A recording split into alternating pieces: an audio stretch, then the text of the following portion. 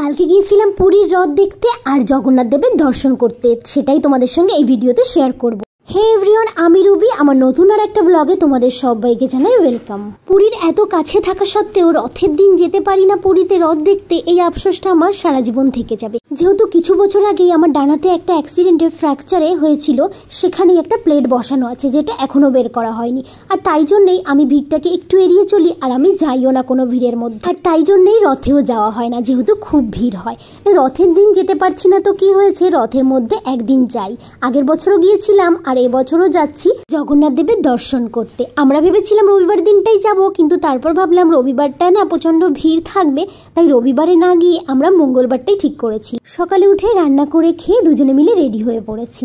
আর এই ড্রেসটা আমার পয়লা বৈশাখের ড্রেস। সেই পয়লা বৈশাখের সময় শ্বশুর শাশুড়ি দিয়েছিল, যেটা এখনো পরা হয়নি, সেটাই আজকে পরে নিয়েছি। আর হরও ক্যামেরার সামনে আসতে একটু লজ্জা পায়। আর তোমরা যারা আমার ভিডিও দেখো তারা খেয়াল করে দেখবে আমার ভিডিওতে তাই আমার বরকে খুব কমই দেখা যায়। যাই হোক, রেডি হয়ে বেড়াতে বেড়াতে 12টা মতো বেজে গিয়েছে, কারণ সকাল থেকেই না বৃষ্টি হয়েই যাচ্ছে, মানে অল্প অল্প করে। আমরা তো এটাই ভাবছিলাম যে যদি আমরা স্কুটি নিয়ে যাই, রাস্তার মধ্যে বৃষ্টি হলে কি করব। অনেক ভাবনা চিন্তার পরে বেরিয়েই পড়েছি, কারণ হরও আমাকে বললো এখন এরকমই ওয়েদার থাকবে, বেরাতে হলে আমাদের এখনই এইভাবেই বেরাতে হবে। কিছুটা যাওয়ার পরেই সত্যি সত্যি একটু একটু বৃষ্টিও শুরু হয়ে গিয়েছে, তাই আমরা একটা জায়গায় দাঁড়িয়ে একটু ওয়েট করলাম, বৃষ্টিটা কমলে তারপর আবার বেরিয়ে পড়েছি। আমাদের রুম থেকে মানে ভুবনেশ্বর থেকে পুরী 60 কিলোমিটারের ডিস্টেন্স, আমাদের মোটামুটি 1.5 ঘন্টা মতো লাগবে। জগন্নাথ দেবের কৃপায় আর কোনো বৃষ্টির মধ্যে আমাদের পড়তেই হয়নি। আমরাই পৌঁছেছি প্রায় 1:30টার দিকে। আমরা চলে এসেছি গুন্ডিচা মন্দিরে, যেখানেই এখন জগন্নাথ দেব আছে। গাড়িটা পার্কিংয়ে রেখে 5 মিনিট হেঁটেই আমরা চলে এসেছি মন্দিরের পেছন দিকটাতে। এখানে এসে দেখলাম পেছন দিকের যে মাঠটা আছে সেখানে অনেক ভক্তরা বসে রেস্ট করছে। মোটামুটি বেশ ভালোই ভিড় ছিল। লাইনটা তো দেখে আমি বেশ অবাক হয়ে গিয়েছি, অনেক বড় লাইন। আর এখানে যেটা না বললেই নয়, খুব সুন্দর করে কিন্তু অ্যারেঞ্জমেন্ট করা হয়েছে। সিকিউরিটিটা কিন্তু বেশ টাইট দেখলাম, যেদিকেই তাকাবে শুধু পুলিশ আর পুলিশই দেখতে পারবে। ফার্স্টেই আমরা জুতো আর ব্যাগগুলো রেখে জগন্নাথ দেবের দর্শন করে এলাম। আর এত ভালোভাবে জগন্নাথের দর্শন করতে পারবো সত্যিই ভাবিনি। ভেতরটা সত্যি অনেকটাই ফাঁকা ছিল, খুব ভালোভাবেই তিনজনের দর্শন আমরা করতে পেরেছি।